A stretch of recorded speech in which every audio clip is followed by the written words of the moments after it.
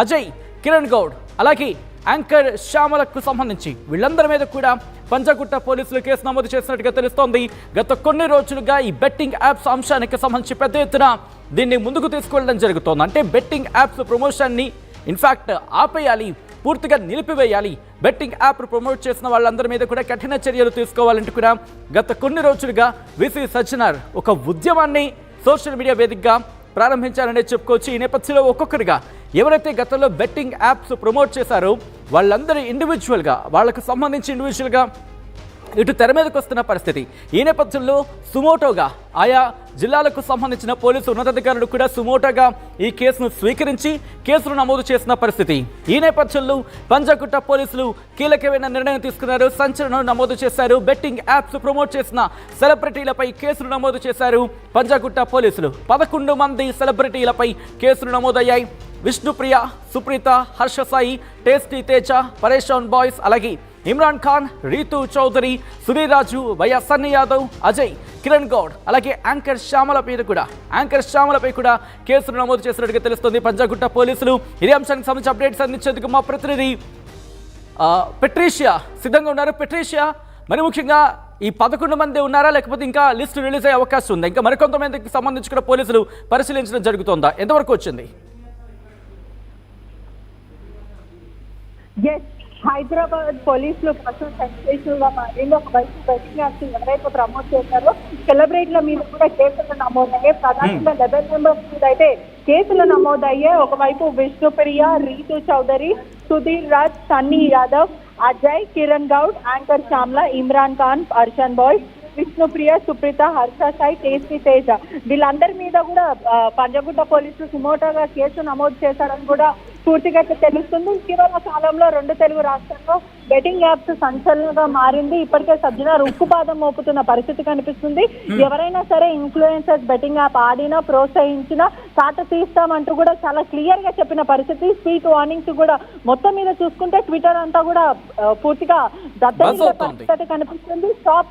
Stop playing betting apps అంటూ ఒక ఏదైతే ప్రచారం అంతా కూడా పూర్తిగా జరుగుతుంది. ఒకవైపు బెట్టింగ్ యాప్స్ ఆడి చాలా మంది జీవితాలు నష్టపోయారు. దాంట్లో ప్రధానంగా సూసైడ్లు చేసుకున్న వాళ్ళు కూడా నంబర్ ఆఫ్ పీపుల్ ఉన్నారంటూ కూడా కుటుంబాలు ట్విట్టర్ లో ట్వీట్ చేయడం కూడా జరుగుతుంది. ఇప్పటికే చూసుకున్నట్టయితే కూడా వైఎస్ సన్నీ యాదవ్ పైన కేసులు నమోదైనాయి. అతని మీద గాలింపు చర్యలు కొనసాగుతున్నాయి.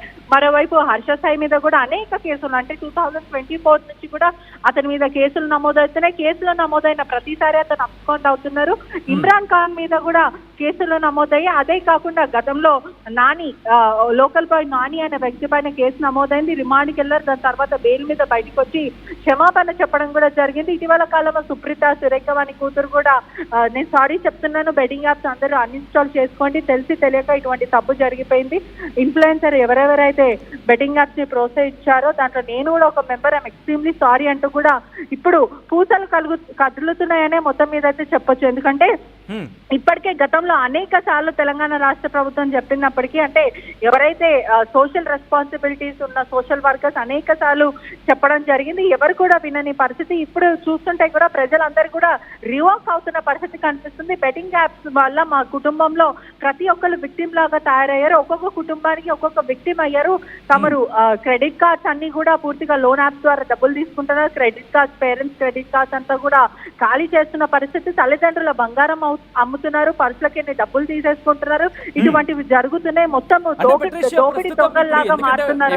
11 మంది ఉన్నారు కాబట్టి వీళ్ళందరినీ ఈ రోజు అదుపులోకి తీసుకునే అవకాశం కనిపిస్తోందా, లేకపోతే ముందుగా నోటీసులు ఇచ్చిన తర్వాత ఎంక్వైరీకి పిలిచిన తర్వాత అదుపులోకి తీసుకునే అవకాశం ఉందా? ఏం జరిగే అవకాశం ఉంది? పోలీసు శాఖలో ఎటువంటి చర్చ జరుగుతోంది? ఖచ్చితంగా వీళ్ళందరికీ నోటీసులు జారీ చేస్తారు. ఆ తర్వాత పరిస్థితి అంటే ఇప్పటికే చూసుకుంటే వైఎస్ సన్నీ యాదవ్ పైన కూడా కొన్ని టీమ్స్ గా విడిపోయి మరి గాలింపు చర్యలు కొనసాగుతున్నాయి. అయినప్పటికీ కూడా వీళ్ళందరూ అబ్స్కాండింగ్, ఏదైతే కేసులు నమోదైన వెంటనే అబ్స్కాండింగ్ అవుతున్నారని కూడా పూర్తిగా అయితే తెలుస్తుందండి. ఇప్పుడు ఇటీవల కాలంలో చూస్తే కూడా అనేక మంది పైన లోకల్ పోలీస్ స్టేషన్ లో ఎవరైతే బాధితులు ఉన్నారో ఇప్పటికే పిలుపునిచ్చారు.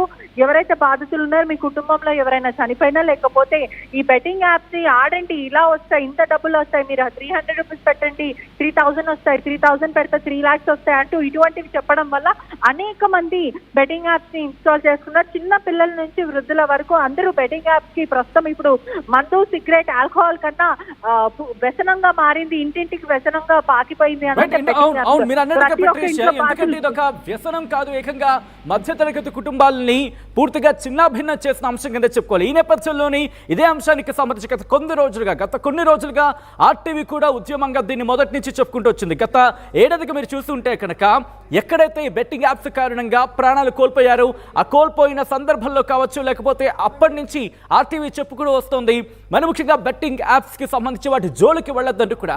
కానీ కొంతమంది సెలబ్రిటీస్ రూపంలో మరి ముఖ్యంగా సోషల్ మీడియా వేదికగా తమని తాము సెలబ్రిటీస్ గా ఊహించేసుకొని ఈ నేపథ్యంలో ఈ బెట్టింగ్ యాప్ ను ప్రమోట్ చేసిన పరిస్థితి. ఇటువంటి సిచ్యువేషన్ లో ఇదే అంశానికి సంబంధించి సజ్జనార్ ఒక ఉద్యమంలా తీసుకువెళ్లారు. కొద్ది రోజులకి ఇదే అంశానికి సంబంధించి సోషల్ మీడియా వేదికగా ఆయన ఆ సెలబ్రిటీలకు సంబంధించిన ప్రొఫైల్ ని చూపిస్తూ లేకపోతే అక్కడ కోట్ చేస్తూ ఈ అంశానికి సంబంధించి మాట్లాడే పరిస్థితి.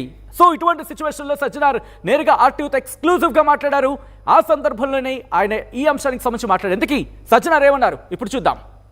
చేసిన ట్వీట్స్ సెన్సేషనల్ అయింది. దీని మీద నాని అనే వ్యక్తిని వైజాగ్ నుంచి అరెస్ట్ చేశారు. ఆ తర్వాత ఇప్పుడు బన్నీ సన్నీ యాదవ్ అతని మీద కూడా గాలింపు చర్యలు కొనసాగుతాయి. నెక్స్ట్ టార్గెట్ హర్ష సాయి అంటే ఏం చెప్తారు? లేదు, నాకు ఎవరు అట్లా కాదు. మనకు చాలా మంది మన మీడియా ఫ్రెండ్స్ చెప్తున్నారు, పబ్లిక్ కూడా నాకు చెప్పడం జరుగుతుంది. ఏమంటే వీళ్ళు ప్రమోట్ చేస్తున్నారు చెప్పి, ఇంకా కొంతమంది చెప్తున్నారు వాళ్ళంతా ఆల్రెడీ వాళ్ళు ఆల్మోస్ట్ చాలా మంది వాళ్ళ ట్వీట్స్ వాళ్ళు ఒక ఇది కూడా డిలీట్ చేస్తున్నారని చెప్పి కూడా తెలిసింది. బట్ అది ఒక పరిష్కారం కాదు కదా. ఫస్ట్ ప్రమోట్ చేయడము ఇల్లీగల్, అది అర్థం చేసుకోవాలి.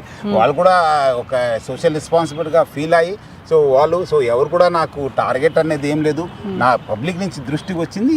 అంటే వీళ్ళే కాకుండా చాలా మంది ఉన్నారు, వినయ్ కుయ్య కానీ లేకపోతే అనేక పేర్లు, పర్షాన్ బాయ్స్, ఇమ్రాన్, వీళ్ళందరి మీద ఏమైనా ప్రత్యేక నిఘా కానీ వాళ్ళ మీద ఏంటి? లేదు, పోలీస్ ఆల్రెడీ చాలా చోట్ల they are started working on it.